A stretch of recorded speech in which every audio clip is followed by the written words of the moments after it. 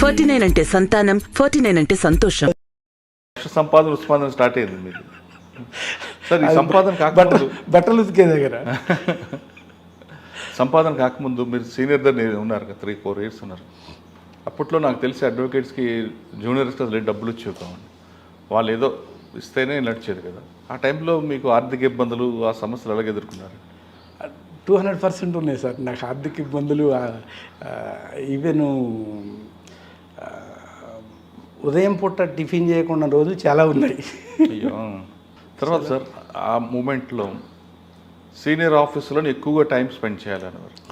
Judgement copies చదవడం కానీ, లేదంటే ఆర్డర్స్ కాపీస్ కానీ అన్నీ కూడా అంటే ఒకే సబ్జెక్ట్ మీద ఒక 490 కానీ లేదా ఇంకో విషయంలో కానీ డిఫరెంట్ జడ్జిమెంట్స్, జడ్జి మూడు తెలుసుకోవడానికి కాపీలు ఇచ్చేవారు, జడ్జిమెంట్ కాపీ చదివించేవారు. మీరు అటువంటివి నేర్చుకున్నారా? సార్ ఇప్పుడు ఇంకా ఈజీ అయింది. మీరు కేసు అప్పుడు 93, 94లో ఇప్పుడు కేసు ఏమో మనకు ఆన్లైన్లో కొడితే పేరు మీకు కోడ్ నెంబర్ ఉంటుంది. ఆ కోడ్ కొడితే మీ పేరు మీద ఎన్ని కేసులు ఉన్నాయనేది ఆటోమేటిక్ ఒక సెకండ్లో తెలిసిపోతుంది.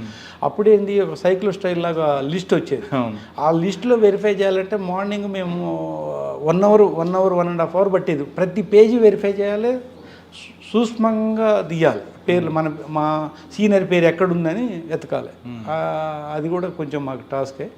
ప్రతిరోజు ఒకరోజు కాదు, ఎవ్రీడే మార్నింగ్ ఎర్లీగా సరే మన సిటీ బస్ ఎక్కి వెళ్ళి. అంటే సీనియర్ ఆఫీస్లో ఎంత టైం ఉండేవారు నైట్? మేము 10-10:30 వరకు ఉండేది. 10:30 వరకు ఉండి మళ్ళీ మన బస్ స్టాండ్కి వచ్చి మళ్ళీ బస్ ఎక్కి వచ్చి ఇంటికి వచ్చేవరకు 11:30-12 అయ్యేది, అంత అయ్యేది.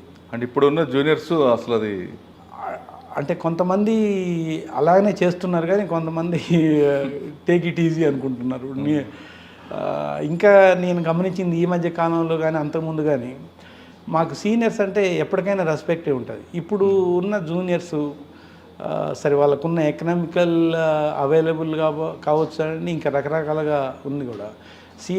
సీనియర్ వచ్చి వాళ్ళ సీనియర్స్ ఎవరైనా కోర్టుకు వచ్చినా కూడా అంటే కోర్టు హాల్లో కానీ సీటు కూడా ఆఫర్ ఇచ్చే పరిస్థితి లేదు. నేను మొన్న ఈ మధ్యన కూడా నాకు చాలామంది అడ్వకేట్స్ ఏమండి ఇది మీరు చెప్పాలంటే అది సీనియర్స్ చెప్పాలి.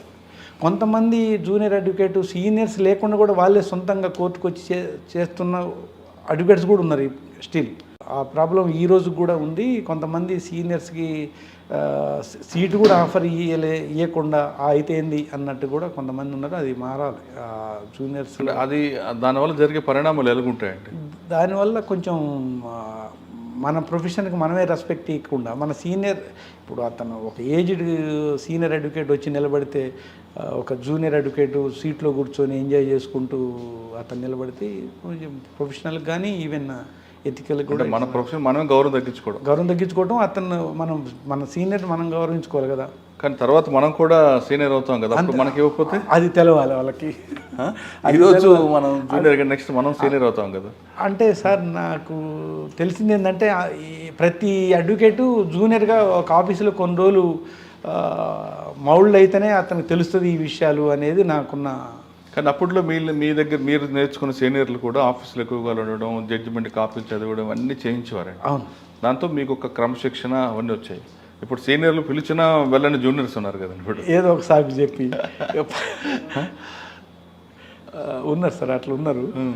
ఇప్పుడు జూనియర్స్ కూడా చాలా మంది తొందరగా నల్ల కోటు వేసేయాలి, వెంటనే డబ్బులు సంపాదించాలనే భావనలో ఉన్నారు. ఆ తాపత్రయం ఎక్కువ ఉంది.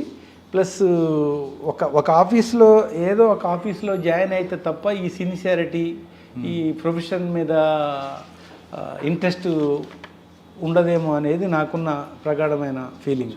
సార్ మీరు ఇండిపెండెంట్ ప్రాక్టీస్ స్టార్ట్ చేశారు కదా, చేసిన తర్వాత మీకు బాగా గుర్తుండిపోయిన కేసు అని చెప్పగలరా? మీకు బాగా మెమరబుల్గా, మీకు మనసుకు దగ్గరగా ఉన్నది? క్రిమినల్ కేసులు చాలా ఉన్నాయి సార్. క్రిమినల్ కేసులు ఈ 376 ఇవి చాలా. మేము even prayer to appointment of the additional PP also 376లో మీరు కన్విక్షన్ తీసుకొచ్చారా? అక్విటల్ అయింది? సీరియస్ దాంట్లో అక్విటల్ చేయించారు. అంటే రియల్గా క్రిమినల్ కాదు, అంటే police investigation sir of course ఆమె కాన్సెంట్తోనే జరిగింది అక్కడ, అచ్చా, ఓకే. కాన్సెంట్తోనే అక్కడ false జరిగింది. case. But at the investigation of the victim పేరెంట్స్తో ఇన్వెస్టిగేషన్తోనే అమ్మాయి కంప్లైంట్ ఇచ్చింది. ఫోర్స్ఫుల్గా 376 పెట్టారు. అది ఫైనల్గా కింద కోర్టులో కన్విక్షన్ అయింది. తర్వాత ఇక్కడ హైకోర్టులో అక్విటల్ చేయించినాం. ఇట్లాంటి అంటే అసలు అక్కడ లీడ్ ఏంటండి అక్విట్ చేయడానికి?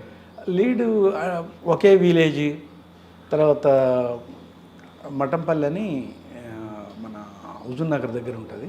అక్కడ లోకల్ క్యాస్ట్ డిఫరెన్స్, దీనివల్ల అమ్మాయి at the investigation of for parents she filed a complaint.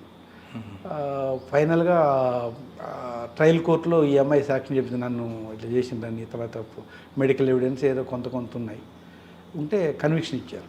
ఆ కన్విక్షన్ని ఆ కేసు హైకోర్టులో వచ్చినప్పుడు దాన్ని acquittal lower court trial court judgement correct. అదే ఏ గ్రౌండ్స్లో ఉంటే అక్విటల్ వచ్చింది? బికాజ్ ఎర్లియర్ అంతకుముందు even prayer to filing of the crime కంటే ముందే వాళ్ళకి సెక్సువల్ రిలేషన్ ఉంది. అది ప్రూవ్ చేశారు. ప్రూవ్ చేశాం. అంటే